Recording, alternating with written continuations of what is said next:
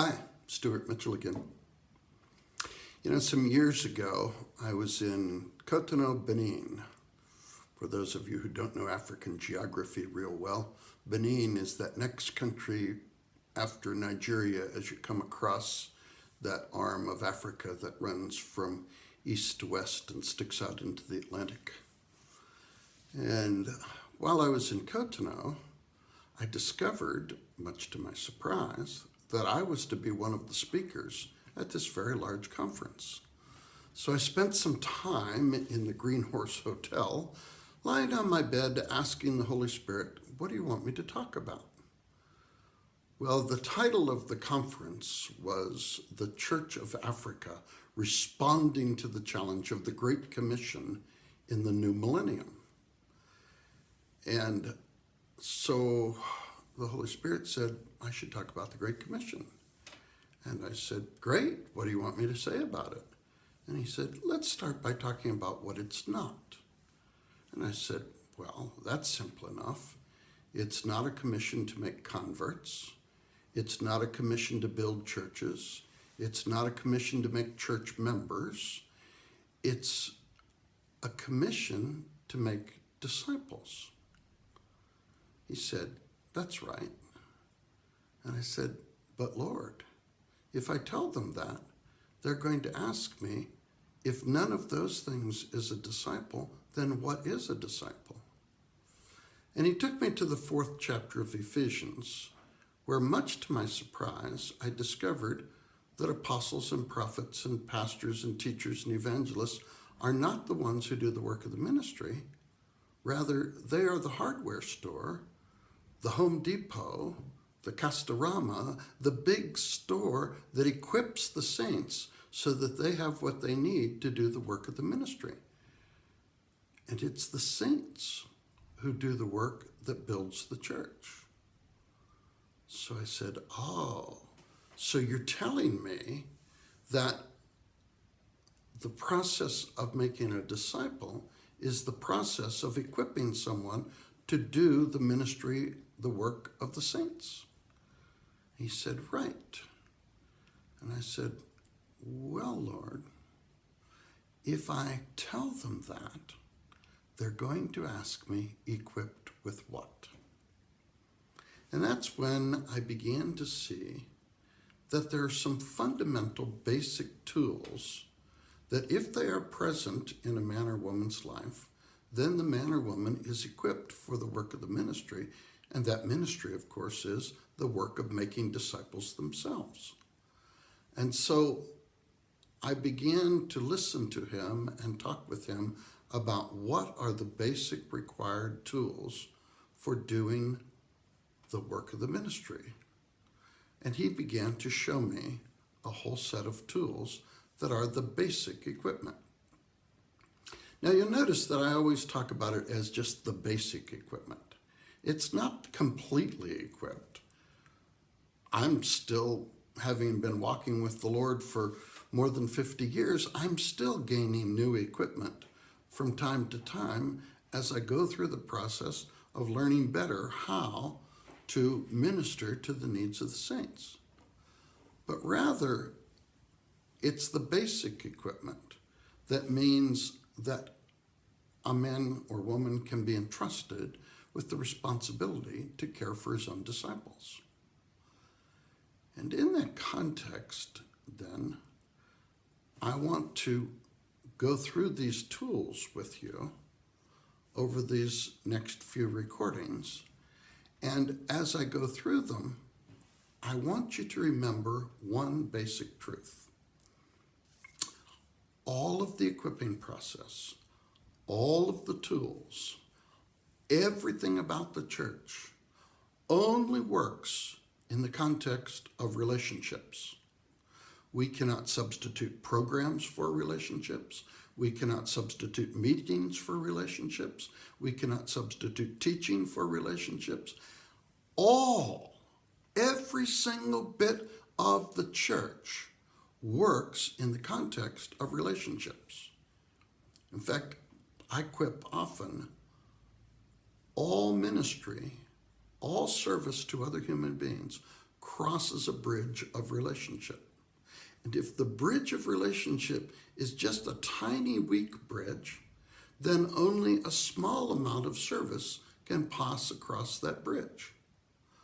But if the bridge is a strong, sturdy bridge of relationship, then very heavy things can be sent across the bridge in service to the ones that we are called to serve.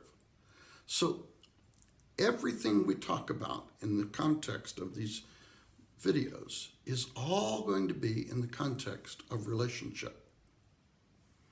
Sadly, as I look around the church, I discover that most of us do not know how to build relationships.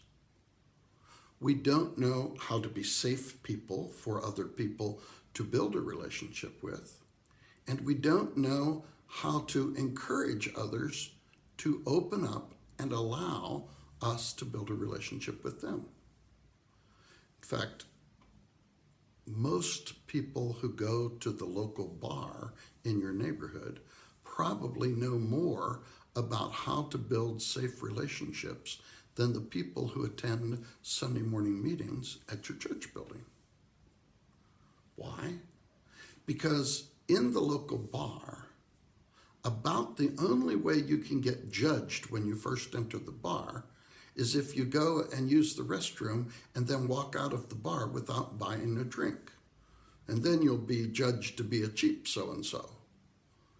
But if you come to the local church meeting, sadly, about the only way that you can avoid being judged is go and hide in the restroom before anyone else sees you. Because otherwise, someone will judge you for how long your hair is, someone will judge you for how long your skirt is, someone will judge you for whether you wear a tie, someone will judge you for whether you wear a tie that's the wrong color.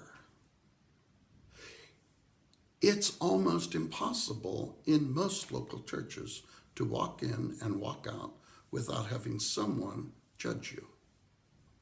And yet, the fastest way to make a relationship seem unsafe is to let other people know that you are judging the people around you, because nobody wants to be judged. And yet everybody wants to be loved. So one of the most important skills for you to practice and learn to develop is to practice learning how to be a friend, withhold judgment, recognize that other people are not like you, but be a safe person for them to be who they are, knowing that having expectations that people who are not followers of Jesus are going to act like people who are followers of Jesus is absolutely nonsense. And yet, we do it all the time. We do it in church meetings. We do it in society. We do it in government law making. We do it in all sorts of ways.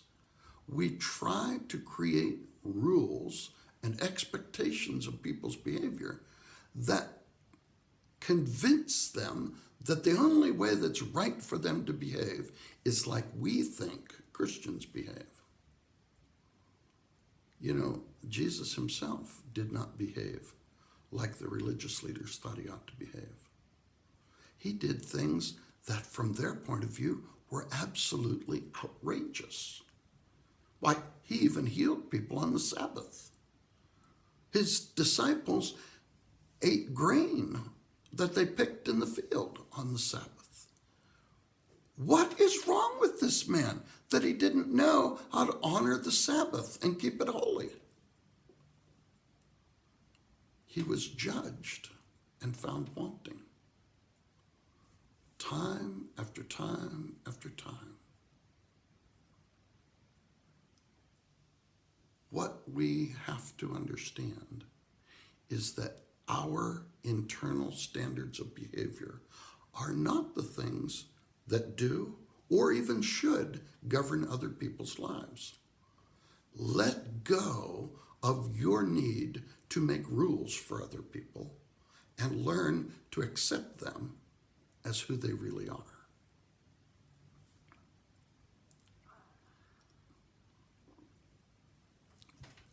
I like to warn you that I'm changing the subject a little bit now, because there's something else that I want to just focus your attention on for a few minutes.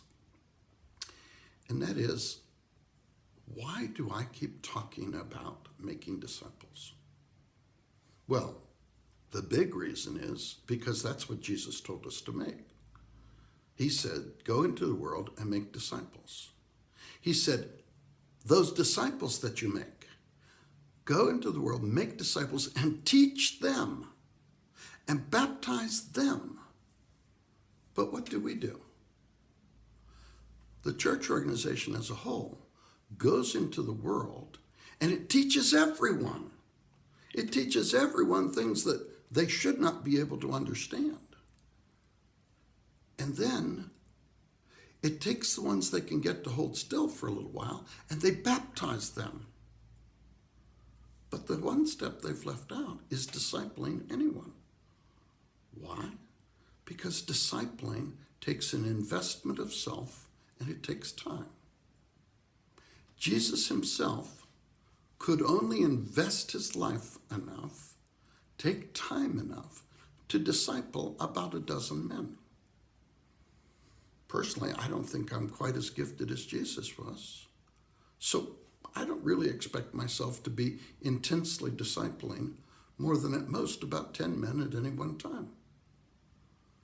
Now, once men have matured, we can use less hands-on discipling for them, and we can help other people in addition to those first 10. But initially, probably you or I could not handle more than discipling 2 or 3 people at the most. Why? Because discipling is a lifestyle that invests my life and my spirit in other people.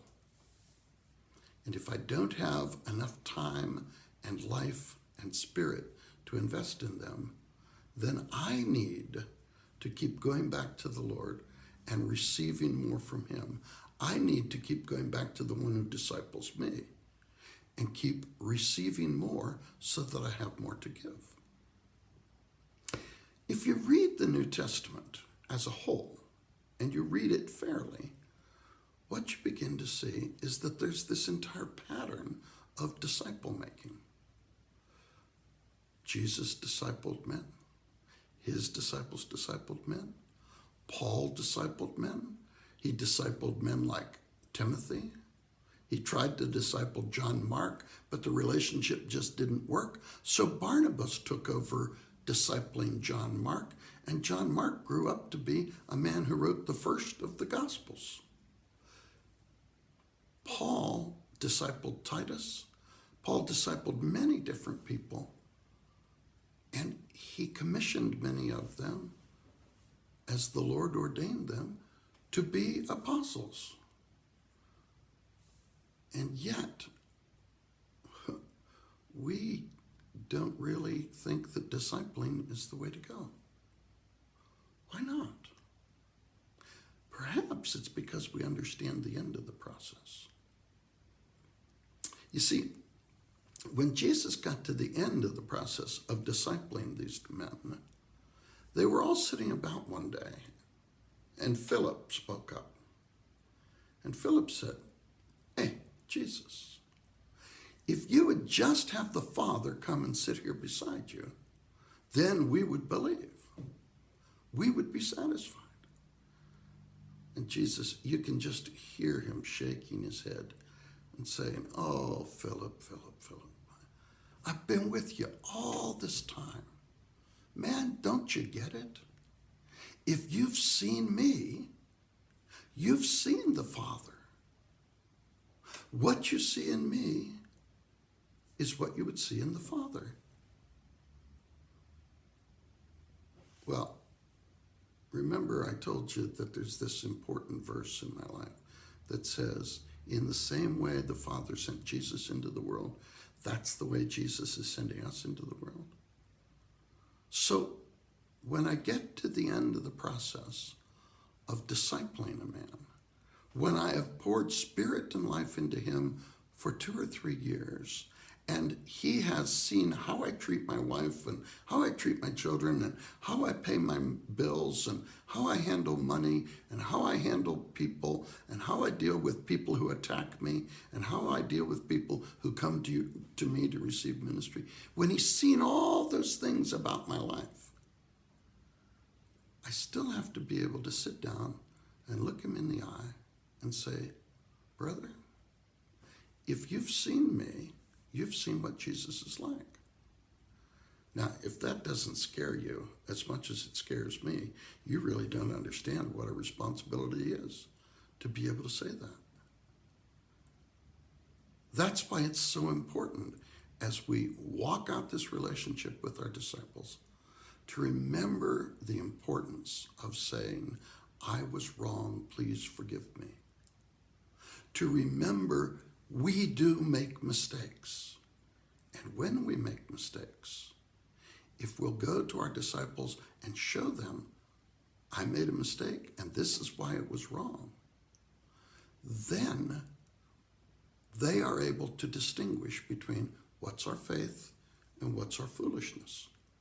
And in that context, we equip them so that when the time comes, they can sit down with us and say, you know, man, I see Jesus in you. I understand what he's like now. It's a very large responsibility that we face, but it's also a very joyous one. It's one that allows us to pour out love in such a way that people's lives are built and transformed and encouraged.